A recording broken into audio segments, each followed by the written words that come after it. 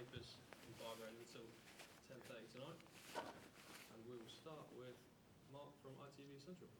Hi Ruud, good to see you. After last week, how's the mood been here in the training ground? Of course, the disappointment the disappointment on the game, which we didn't see coming after the Spurs performance, was painful, and it was very disappointing. And of course, we evaluate, we go through the game with the players where we have to improve, and then you start going back to work again. So that is what happened. Was it extra frustrating because of the performance against Spurs to start like that against Everton? It's clear. It's clear. Players know that. Everybody knows that. If you start a game like that in the Premier League and you're 2-0 down in 5 minutes, you're going to give yourself an impossible task almost. It didn't happen so far in the season that we had a start like this. Overall, we have very good starts of games. This was a bad one. We'll get on to it being Manchester United, of course, but the FA Cup, it's a cliche that many managers get asked, particularly those of clubs that are struggling at the bottom.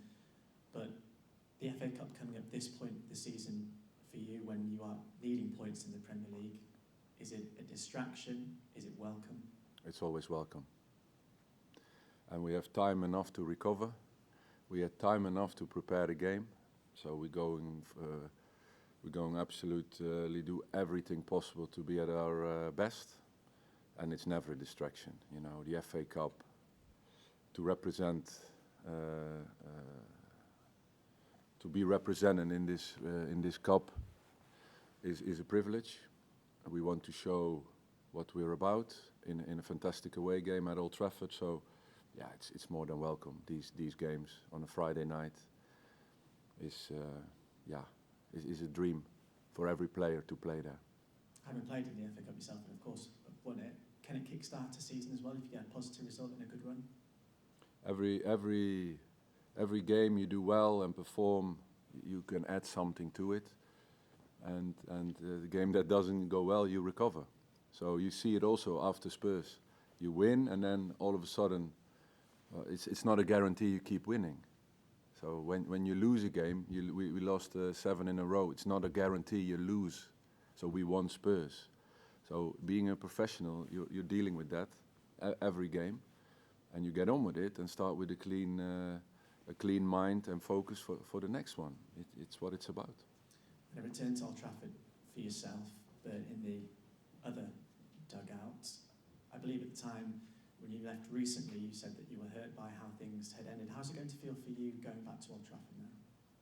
It's special to go back there. Of course, the history as a player, history as an assistant manager, history as a caretaker manager. That is part of me, and always will be. But from tomorrow, the focus is on my players, my team, to have the best, to get the best out of them possible, and perform and show what we're about in the approach of the game, in the mentality, in the fight, in the spirit, and that reaction we are willing to deliver tomorrow evening. Can you separate the emotion of the occasion for you personally, or can you use that as well? No, it's fine. I'm focused on performing. I'm focused on preparing the team to be at their best, prepare the team in the best way possible in any parts of the game, and then players go out there and do it and show that they're together and what they're worth. You talked about how the FA Cup is important and a privilege. Your memories of the 2004 final when you scored twice, a wonderful day for yourself? Yeah, no, good memories there. But you be able to win a final, able to lose a final, able to get knocked out in the 4th round, able to get knocked out in the 5th round. It's like, it's football. You do everything you can. It doesn't work, you move on, and you take the best bits with you for life. I mean, the medal is in a spot in my home in the Netherlands, so it's there forever. So it's something I cherish. It's something I'm proud of. And but for us as Leicester City, the FA Cup is a great stage to show what you're about. It's also fantastic to add young players into my squad tomorrow. A 15-year-old and a 16-year-old. They're going to be part of the squad tomorrow. Going to be even on the bench tomorrow. So it's also something that are occasions where you can.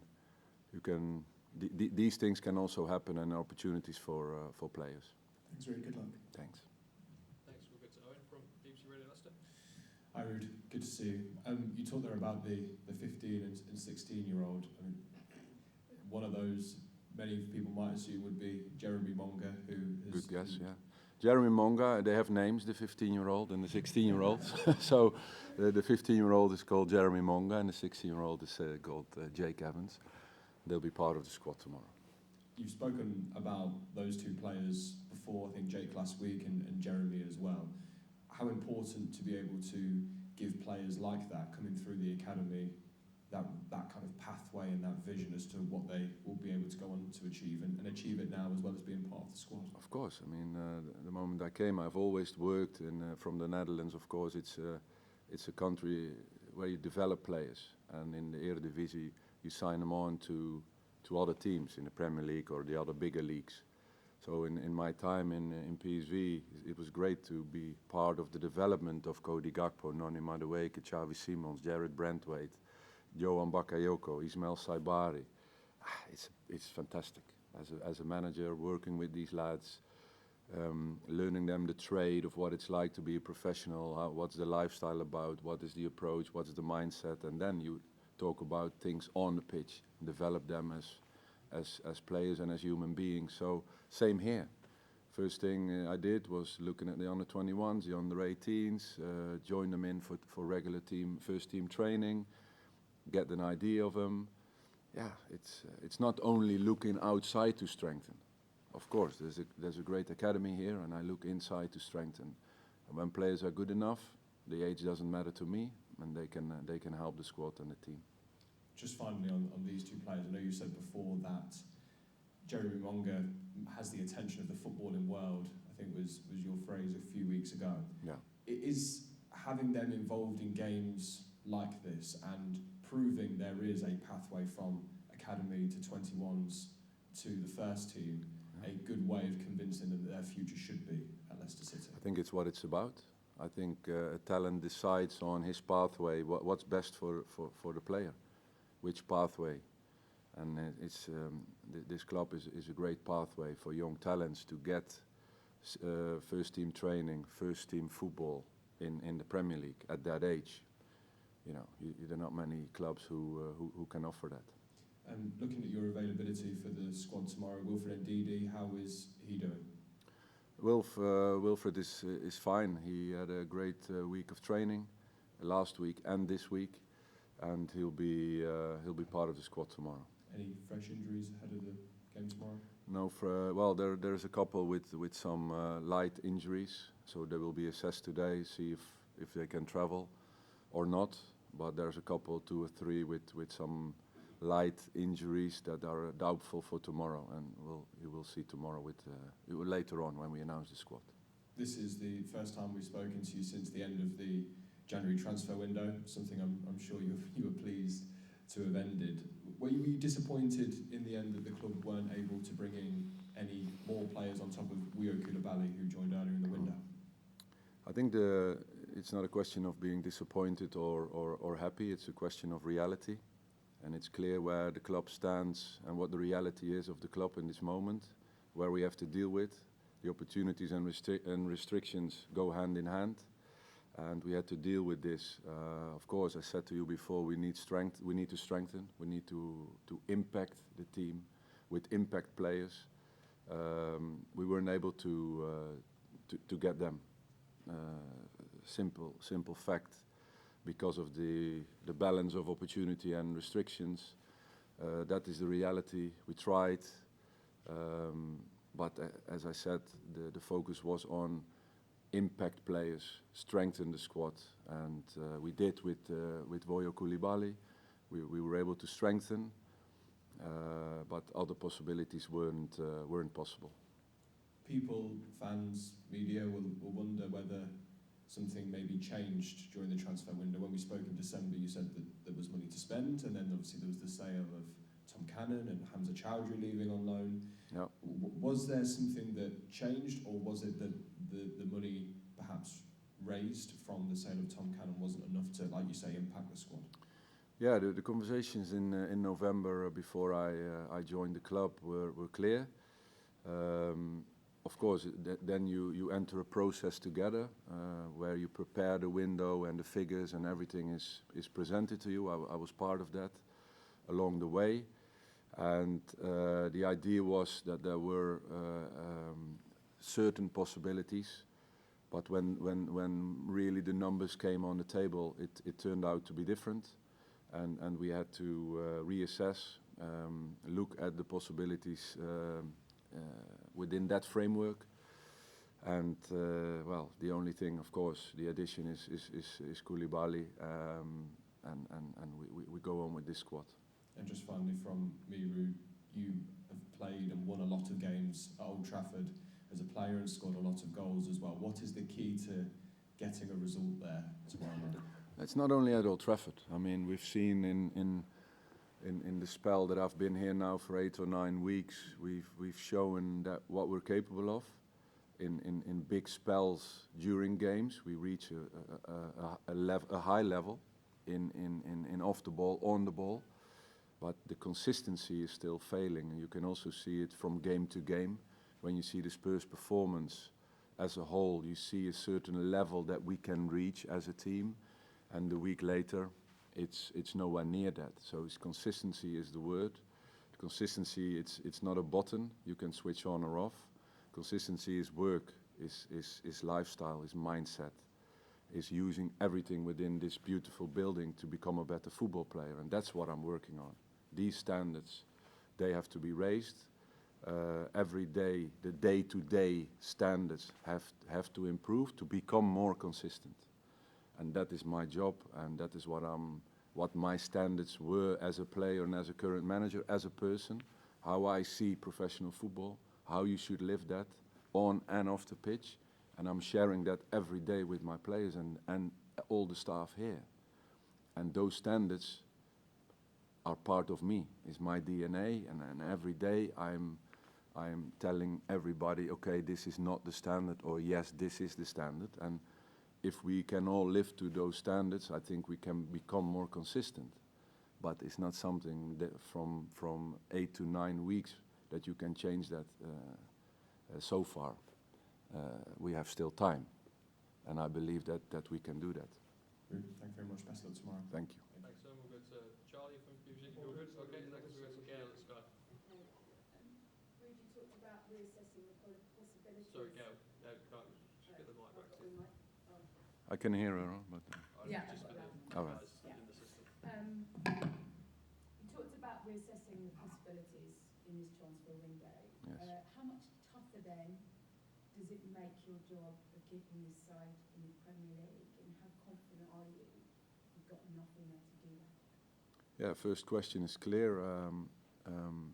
Of course, when you can strengthen the team, your chances will increase to stay in. That is a fact. Also, the reality that within as I said, the opportunity and the restrictions, it wasn't possible to strengthen. So the means weren't there to do so, to strengthen the position we already have in Premier League additions to the squad.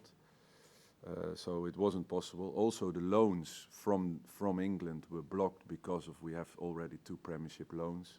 The disappointing thing in that sense is that the 2 loans are not making those minutes that you want, and strengthening the team in that sense. So we had to look at foreign loans. We had to look at other possibilities. So in the end, we live and accept the reality. And yes, I still believe that if we can get more consistent, because of the levels that we reach within games or in certain games, then we showed we can do it. But it has to be 95 minutes per game, and and every game. That must be quite disappointing for you, though, to have those goalposts shifted. You look at the planning, what you intended to do, and then to not be able to do that. Yeah, but the reality is not always as you wish. I was part of the picture, of part of communication in every sense. So it didn't come as a surprise, that development from November towards the end of January. And reality set in. And then I'm quite pragmatic. Okay, let's get on with it. Get the most out of what we have. It's a lot.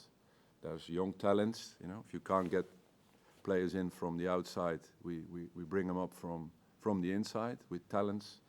We have Wilfried Ndidi back. I see that as an addition. Mats Hermansen back, play the game. Our number one goalkeeper back as well. I see that as an addition. So I look at those things and positives and keep building.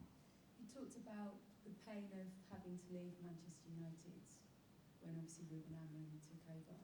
I wondered what progress you'd seen from them, what sort of side you're expecting tomorrow night, because certainly Gary Neville actually said this week he thinks they've probably gone backwards.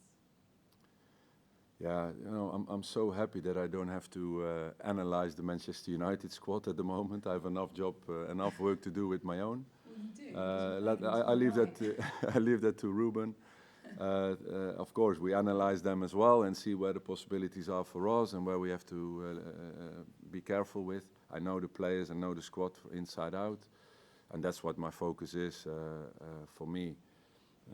Is the only thing that I am doing at the moment. Well, they've only won 5 of the last 7.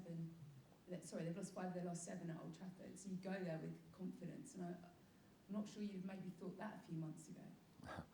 I know we also have our own issues, you know, and it's up to us to look at us. I don't believe in sequences of teams. You know, you can always win a game of football after you lost a couple, and you can also lose one when you won a lot. Every game is a new one, is a new challenge, and away to Manchester United, being Leicester City, is always a tough one. But we want to represent ourselves in the best way possible and take it from there. Just finally for me, the Premier League have spoken in the last couple of days about kind of imposing punishments on over-the-top celebrations that maybe slightly mock other teams. We've sort of seen a few incidents in the last few weeks. Yeah. I wondered what you made of it, and a certain Vardy's been trending this morning because he does love a celebration, doesn't he? Yeah, Is you it know. part of the theatre? Do you enjoy seeing it? Do Yeah, get you know. Let's the not. players? Would I you mean, do it? let's you know, a bit sense of humor in the celebrations. Let's not take that out of football. I mean, if it goes over the top and it disrespects in any way a culture or people or anything, it's not possible. But a bit of sense of humor is for me is still part of football. Okay, all right, guys. We'll lift the embargo on the broadcast section there.